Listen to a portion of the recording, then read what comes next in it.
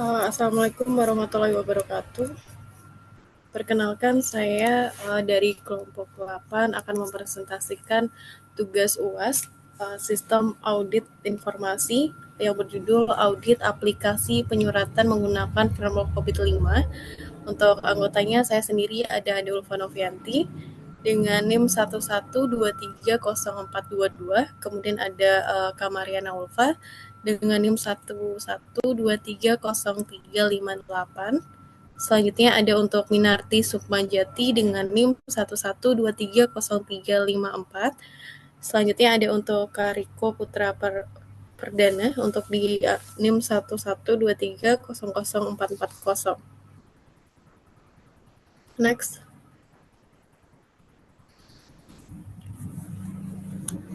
Selanjutnya di sini saya akan menjelaskan untuk pendahuluan dari untuk penelitian kami pada era digitalisasi yang semakin berkembang. Untuk korespondensi antar lembaga atau perusahaan sudah tidak lagi dilakukan secara manual melalui surat fisik, melainkan telah beralih ke media digital dengan menggunakan aplikasi surat menyurat.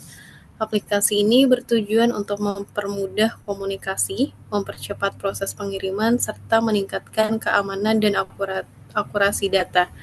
Pada LL Dikti Wilayah 3 Jakarta atau Lembaga Layanan Pendidikan Tinggi belum pernah melakukan penilaian atau evaluasi dari penerapan tata kelola TI. Evaluasi terhadap tata kelola SI atau TI merupakan hal yang penting untuk memastikan investasi SI atau TI yang dilakukan telah memberikan manfaat sesuai yang diharapkan. Evaluasi terhadap tata kelola SI atau TI dapat dilakukan secara rutin dalam periode waktu tertentu. Penelitian ini bertujuan untuk mengetahui tingkat kematangan tata kelola TI pada LLDikti Wilayah 3 Jakarta atau Lembaga Layanan Pendidikan Tinggi menggunakan kerangka COVID-5. Setelah diketahui tingkat kematangan pada tata kelola TI pada perusahaan untuk surat menyurat yang lebih efisien ini tidak hanya meningkatkan produktivitas tapi juga untuk mengurangi potensi kesalahan manusia atau human error serta memperkuat jejak audit yang dibutuhkan untuk kepentingan pemantauan atau evaluasi. Selanjutnya untuk identifikasi masalahnya ada transformasi dari surat menyurat manual ke digital memunculkan beberapa pertanyaan dan tantangan yang perlu dijawab, yaitu bagaimana penerapan aplikasi ini tidak terjadi proses sistem maintenance yang salah sasaran dan tujuan. Kemudian untuk bagaimana penerapan standar tata kelola teknologi informasi seperti COVID-5 pada aplikasi surat menyurat ini untuk memastikan keamanan, efisiensi, dan kontrol yang optimal. Selanjutnya untuk bagaimana aplikasi ini dapat memastikan bahwa seluruh alur surat menyurat mulai dari pengajuan hingga disposisi dan pengiriman surat berjalan lancar tanpa hambatan. Selanjutnya dari tujuan penelitian ini, yang pertama untuk mengetahui kendala-kendala yang ada pada aplikasi. Selanjutnya untuk mengidentifikasi sistem berjalan, apakah sudah terimplementasikan dengan baik oleh instansi dan maupun diterima oleh pengguna. Yang ketiga adalah untuk memantau dan mengevaluasi proses sistem apakah sudah berjalan dengan baik sesuai dengan panduan yang telah dikeluarkan oleh instansi sesuai dengan tujuan instansi. Selanjutnya untuk metode penelitian ya.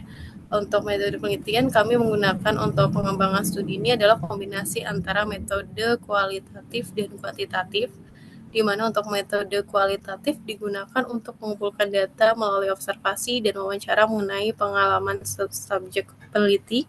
Sementara itu untuk metode kualitatif dilakukan dengan mengumpulkan data melalui kuesioner yang kemudian diolah untuk menentukan hasil penelitian.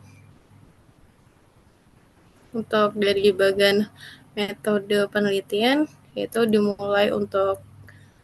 mulai identifikasi masalah, studi literatur, observasi, wawancara, dokumentasi, survei kuesioner yaitu dengan mengumpulkan data.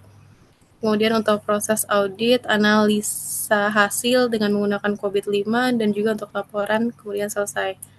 Di sini untuk identifikasi masalahnya adalah untuk mengidentifikasi mencari tahu pokok permasalahan sehingga nantinya telah teridentifikasi, maka bisa dilakukan penyesuaian dengan COVID-5 dan disesuaikan dengan domain yang ada.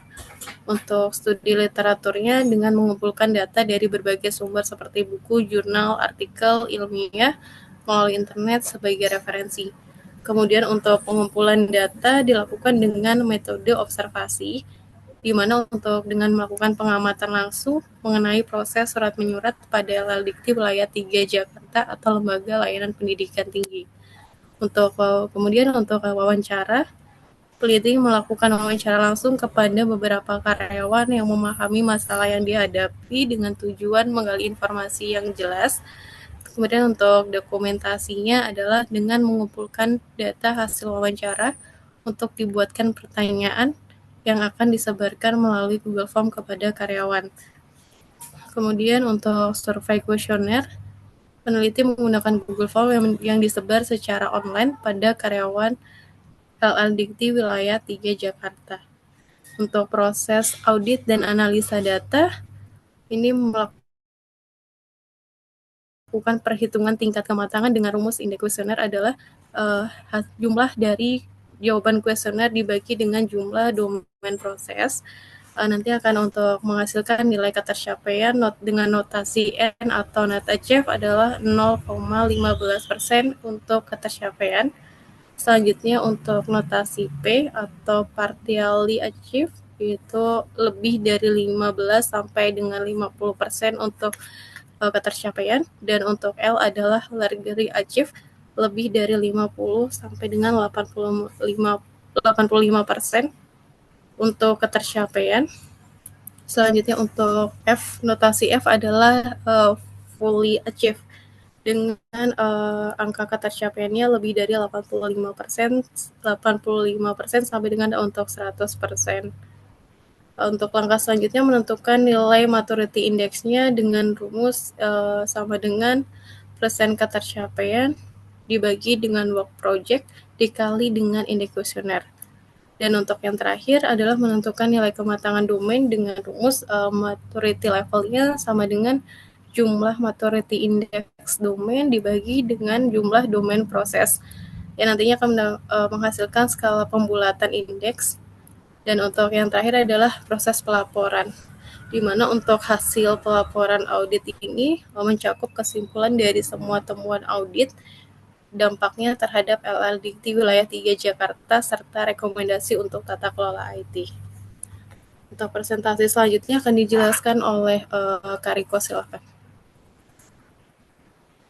Baik, terima kasih. Untuk yang selanjutnya, domain yang kami gunakan adalah Cobit 5, yang mana membantu enterprise membangun nilai yang optimal dari TI dengan mengelola keseimbangan antara realisasi manfaat dan optimasi level risiko dan penggunaan sumber daya.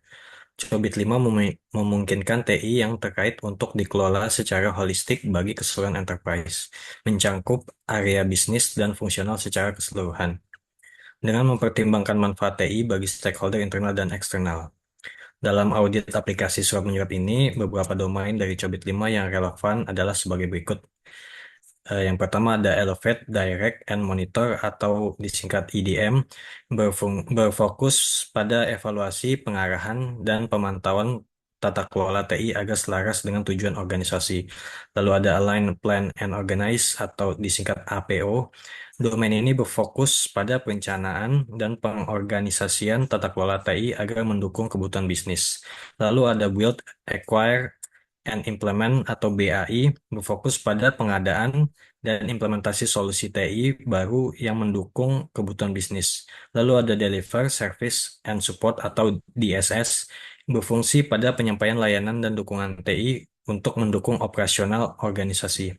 Lalu ada Monitor, Elevate, and Assess atau disingkat dengan MEA, berfokus pada pemantauan evaluasi dan penilaian kinerja serta kesesuaian tata kelola TI dengan standar. Selanjutnya, lalu kriteria subdomain yang kami audit itu adalah IDM 05, yang mana domain ini adalah subdomain ini adalah untuk memastikan manfaat dari TI dan strategi komunikasi dengan pemangku kepentingan internal dan eksternal. Lalu ada APO 13 mengelola risiko TI untuk meminimalkan gangguan dalam penggunaan aplikasi surat menyurat. Lalu selanjutnya ada BAI 06 mengelola perubahan TI untuk memastikan bahwa modifikasi pada aplikasi surat menyurat dilakukan dengan aman dan terkontrol. Lalu ada BAI 10 untuk mengelola konfigurasi sistem TI untuk memastikan bahwa semua aset teknologi dan informasi teridentifikasi, terdokumentasi, dan dapat dikendalikan. Untuk selanjutnya, lalu masih lanjutan dari subdomain yang diaudit, ada DSS 02 untuk mengukur pengelolaan permintaan layanan dan insiden. Ada DSS 05 memastikan bahwa layanan keamanan yang memadai tersedia untuk melindungi organisasi dari ancaman baik internal maupun eksternal. Lalu selanjutnya ada DSS 06 untuk mengelola kontrol operasional bisnis untuk memastikan bahwa proses bisnis dijalankan sesuai dengan kebijakan, prosedur, dan standar yang telah ditentukan. Lalu yang terakhir ada MAI 01 untuk memantau, mengevaluasi, dan menilai kinerja proses TI untuk memastikan keberhasilan aplikasi surat menyurat. Selanjutnya, lalu untuk tahapan asesmen level domain yang diambil, eh, langkah pertama yang dilakukan adalah melakukan pemetaan proses bisnis.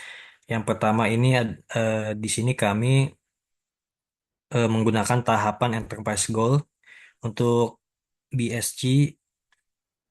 Kami memakai customer. Untuk nomor 6, Customer Oriented Service Culture dengan Benefit Realization Primary, lalu secondary-nya adalah Resource Optimization. Lalu yang selanjutnya ada nomor 8, ada Agile Response to a Changing Business Environment, yang mana Benefit Realization-nya adalah primary, lalu secondary-nya adalah Resource Optimization. Lalu selanjutnya ada nomor 9, Information Based Strategic Decision Making dengan benefit realization-nya sebagai primary, untuk risk optimization-nya primary, dan juga resource optimization-nya juga primary. Lalu ada nomor 11 di optimization of business process functionally, di mana benefit realisasinya adalah primary dan juga resource optimization-nya juga primary. Yang selanjutnya di nomor 14 ada operational and staff productivity, di mana benefit realization-nya adalah primary dan juga resource optimization-nya primary. Lalu yang terakhir ada compliance with internal policy, di mana risk optimization adalah primary. Lalu untuk tahap yang selanjutnya eh, akan dilanjutkan oleh teman kami Minakti. Baik, terima kasih Kak Riko. Sorry. Oke, baik. Mohon izin selanjutnya adalah saya akan menjelaskan terkait tahapan assessment level domain yang kami ambil. Di sini ada pemetaan IT related goals to domain proses COVID-5. Berdasarkan dari hasil pemetaan yang tertampil pada paparan kami, yaitu gambar ini, berdasarkan hasil pemetaan IT Relate Goals dengan Interpersonal Goals, didapatkan bahwa ITRG 01, 02, 07, 08, 09, 10, 12, 14, 15, 16, dan 17 memenuhi aspek penilaian sehingga dipilih untuk melakukan pemetaan selanjutnya terhadap proses subkontrol pada subdomain COVID-5. Dalam menentukan hubungan antara pusat kontrol dan tujuan instansi terkait implementasi TI, selanjutnya juga dilakukan pemetaan proses kontrol pada IDM, APO, BAI, DSS, dan MEA dengan IT Related Goals. Selanjutnya, yaitu kayak menjelaskan tentang tahapan asesmen level domain yang diambil. Di sini kami melakukan pemetaan proses kontrol pada IDM, APO, BAI, DSS, dan MEA dengan IT Relate Goals. Nah, di sini dari hasil pemetaan menunjukkan hubungan antara proses kontrol dengan tujuan instansi dalam implementasi TI. Proses kontrol yang terpilih dalam masing-masing domain adalah sebagai gambar yang kami tampilkan. Di sini saya akan jelaskan domain yang kami ambil adalah Evaluate, Direct and Monitor atau EDM dengan subdomain IDM 05. Lalu selanjutnya ada Align, Plan, and Organize atau EPO, yaitu kami menggunakan subdomain EPO 13. Selanjutnya Build, Acquire, and Implement atau BAI, kami mengambil subdomainnya yaitu BAI 06, BAI 10. Yang selanjutnya Deliver, Service, and Support atau DSS, kami mengambil subdomainnya ada tiga yaitu DSS 02, DSS 05, DSS 06. Yang terakhir, Monitor, Evaluate, and Assess atau MEE. Kami mengambil subdomainnya satu yaitu MEE 01. Pemetaan ini dilakukan untuk memastikan setiap proses kontrol mampu memberikan dampak positif pada tata kelola dan pengelolaan TI dalam aplikasi surat menyurat. Proses audit akan difokuskan pada subdomain ini untuk mengevaluasi sejauh mana mereka mendukung efisiensi keamanan dan efektivitas operasional sesuai dengan framework COVID-5.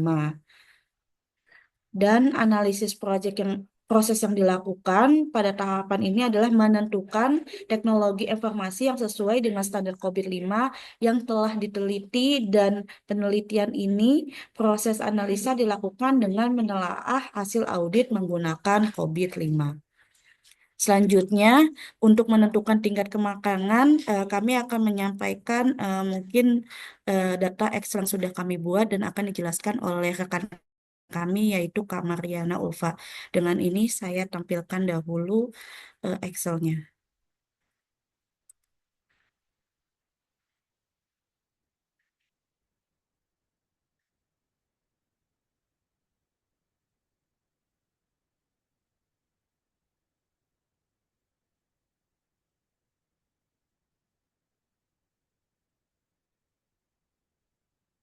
Maria, mohon izin yang sekiranya ditampilkan pada sheet berapa? Ya, baik. Terima kasih Kak Minarti. Bisa di sheet perhitungan data. Oke. Baik, silakan Ya. Kak Maria. Baik, saya akan menjelaskan menentukan level kematangan pada COVID-5. Setelah kita mendapatkan domain dari pemetaan-pemetaan yang sudah kita lakukan, maka kita menemukan ada 8 domain di sini beserta dengan subdomainnya. Nah, setelah itu kita akan coba menghitung indeks kuesioner. Nah, menghitung indeks kuesioner dengan cara menjumlahkan dari semua jawaban kuesioner dibagi dengan domain proses atau total pertanyaan yang sudah kita buat. Nah, dari penjumlahan dari pembagian tersebut maka kita akan mendapatkan indeks kuesioner. Setelah didapatkan indeks kuesioner, maka kita akan mencari maturity index. Untuk mencari maturity index dengan cara membagi persentase ketercapaian dibagi dengan work product, setelah itu dikalikan dengan indeks kuesioner.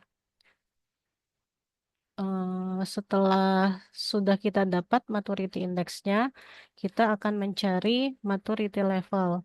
Untuk maturity level dengan cara membagi jumlah maturity index domain, yaitu di sini dibagi dengan domain proses. Ya, di sini jumlah maturity index domain pada EDM 05 adalah 14,70 dibagi dengan jumlah domain proses yaitu 3 domain proses, maka untuk domain EDM 05 didapatkan maturity level sebesar 4,90. Begitu juga untuk domain APO 013 setelah kita jumlahkan maturity index dan indeks kuesioner dan didapatkan maturity index. Setelah itu kita mencari maturity levelnya, maka didapatkan jumlah maturity levelnya sebesar 3,93. Untuk domain BAI 06 didapatkan maturity levelnya 4,17. Untuk BI 10 didapatkan maturity levelnya 2,49. Untuk DSS 002 didapatkan maturity levelnya 1,77. Setelah itu DSS 05 didapatkan 1,75, DSS 06 2,75 dan MEA 01 sebesar 3,52. Boleh di-scroll ke bawah. Ya. Setelah kita sudah mendapatkan maturity level, di sini ada EDM 05. Jika kita persentase untuk maturity levelnya sebesar 490%, yang mana nilai ketercapaiannya adalah fully achieve, yaitu bahwa ada bukti pendekatan yang lengkap dan sistematis yang sudah terpenuhi. Dan untuk kapabilitas TI-nya di sini adalah optimizing proses, yaitu pada proses ini sudah dijalankan prosesnya dengan baik dan diprediksi akan terus meningkatkan dan memenuhi tujuan bisnis yang relevan dengan mencapai tujuan bisnis dari LL Dikti wilayah Jakarta. Setelah itu di sini juga untuk APO 13 maturity levelnya sebesar 393 untuk nilai ketercapaiannya fully achieve dan kapabilitas TI-nya predictable process, yaitu pada level ini menunjukkan bahwa proses yang telah diterapkan sebelumnya sekarang beroperasi dalam batas-batas yang ditentukan untuk mencapai hasil prosesnya. Untuk BAI 06 di sini didapat maturity levelnya 417% dengan nilai ketercapaian fully achieve dan kapabilitas TI-nya predictable process. Untuk BAI 10 maturity levelnya 248 dengan nilai ketercapaian fully achieve dan kapabilitas TI-nya adalah manage process, yaitu pada proses ini sudah diimplementasikan dan dikelola dengan perencanaan dan pemonitoran yang sesuai terhadap produk kerjanya dan adanya pengendalian dan pemeliharaan. Nah, untuk DSS 02 maturity levelnya sebesar 177% dengan nilai ketercapaian fully achieve dan kapabilitas TI-nya manage proses. Untuk DSS 05 maturity levelnya sebesar 175% dengan nilai ketercapaian fully achieve dan kapabilitas TI-nya manage proses. Untuk DSS 06 maturity levelnya 227% dengan nilai ketercapaiannya fully achieve dan kapabilitas TI-nya adalah manage proses. Yang terakhir MEA 01 untuk maturity levelnya sebesar 352% dengan nilai ketercapaian fully achieve dan kapabilitas TI-nya predictable process. Selanjutnya dilakukan perhitungan tadi, maka di sini didapatkan maturity level untuk domain EDM 05 dengan target level 4 didapatkan maturity level sebesar 4,90 dengan gap 0,90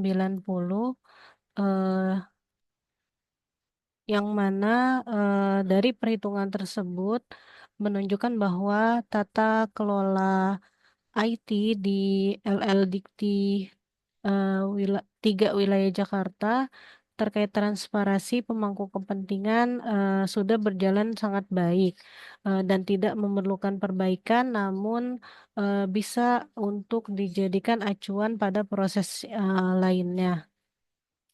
Setelah itu untuk APO 13 dengan target level 4 didapatkan maturity level sebesar 3,93 dengan gap minus 0,008. Dari perhitungan tersebut menunjukkan bahwa proses manajemen keamanan sudah cukup baik, tetapi masih membutuhkan sedikit peningkatan, terutama dalam menangani risiko keamanan. Yang ketiga, untuk domain BAI06 dengan target level 4, eh, didapatkan maturity level sebesar 4,17 dengan gap 0,17 yang dari perhitungan tersebut eh, menunjukkan bahwa manajemen perubahan sudah berjalan dengan baik. Tetapi difokuskan perbaikan minor pada pengendalian perubahan untuk mencapai target penuh. Selanjutnya untuk domain BAI 10, target levelnya adalah 4 dan maturity levelnya didapatkan sebesar 2,48 dengan gap minus 1,52, yang mana dari perhitungan tersebut menunjukkan bahwa manajemen konfigurasi masih memerlukan perhatian khusus. Jadi langkah perbaikan yang perlu difokuskan pada dokumentasi ACTI dan pengendalian konfigurasi. Selanjutnya untuk domain DSS02 dengan target level 4 didapatkan maturity level sebesar 1,77 dengan gap minus 2,23. Pada perhitungan tersebut menunjukkan bahwa penanganan permintaan layanan dan insiden pada LLDikti 3 wilayah Jakarta masih menjadi kelemahan yang utama. Perlu dilakukan perbaikan menyeluruh dalam merespon, dalam memproses dan menyelesaikan insiden yang terjadi. Setelah itu untuk domain selanjutnya yaitu DSS05 dengan target level 4 didapatkan maturity level sebesar 1,75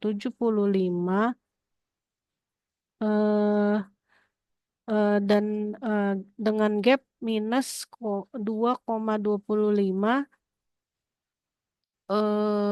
Dari perhitungan tersebut menunjukkan bahwa layanan keamanan masih sangat kurang dan harus segera dilakukan penguatan strategi keamanan untuk melindungi organisasi dari ancaman internal maupun eksternal. Dan yang ketujuh adalah DSS06 dengan target level 4 didapatkan maturity level sebesar 2,27 dengan gap minus 1,73. Dari perhitungan tersebut menunjukkan bahwa kontrol proses bisnis pada LLDikti 3 wilayah Jakarta masih memerlukan evaluasi dan pembenahan agar lebih sesuai dengan kebijakan dan standar organisasi.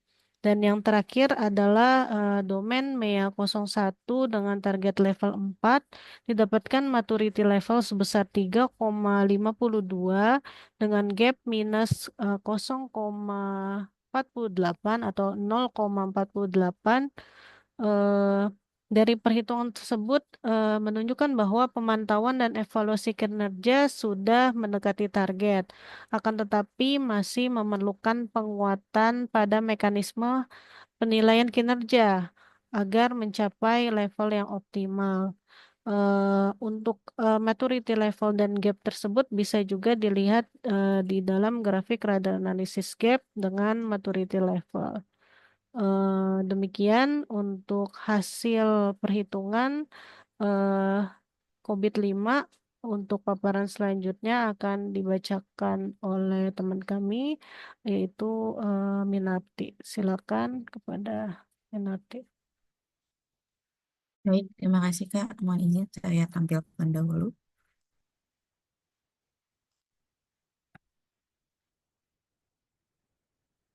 Oke, apakah sudah terlihat?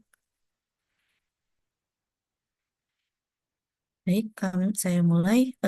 Selanjutnya, saya akan menjelaskan terkait kesimpulan dari hasil eh, audit kami ini, yaitu adalah kesimpulan dari penelitian ini menunjukkan bahwa evaluasi aplikasi penyuratan pada LDQW 3 Jakarta menggunakan framework COVID-5 menghasilkan pemetaan yang mencerminkan hubungan antara proses kontrol dan tujuan instansi dalam implementasi teknologi informasi.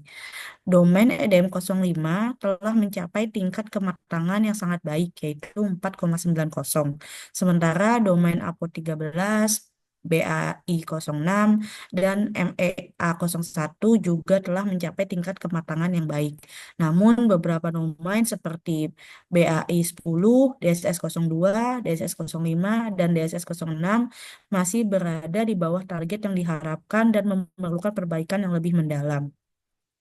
Proses dengan gap kecil memerlukan perbaikan minor, sedangkan proses dengan gap besar membutuhkan perhatian dan perbaikan menyeluruh, terutama dalam pengolahan insiden konfigurasi dan layanan keamanan untuk mencapai tingkat kematangan yang optimal. Selanjutnya, saya akan menjelaskan beberapa saran untuk sistem tersebut. Yang pertama adalah peningkatan proses dengan gap kecil. Di sini adalah yang dimaksud dari hasil penelitian mengenai evaluasi aplikasi penyuratan pada LDTW3, di sini menjelaskan terkait beberapa hal yang harus diperbaiki. Yang pertama itu adalah peningkatan proses dengan gap kecil. Peningkatan proses dengan gap kecil ini yang dimaksud adalah proses-proses dengan gap kecil telah menunjukkan kemajuan yang baik.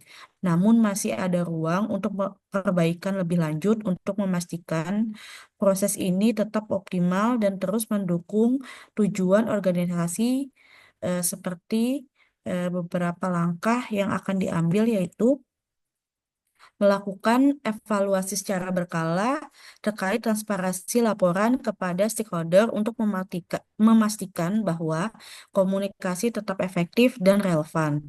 Selanjutnya, melakukan peninjauan dan pembaruan kebijakan keamanan TI secara berkala untuk menyesuaikan dengan perkembangan ancaman dan teknologi terbaru.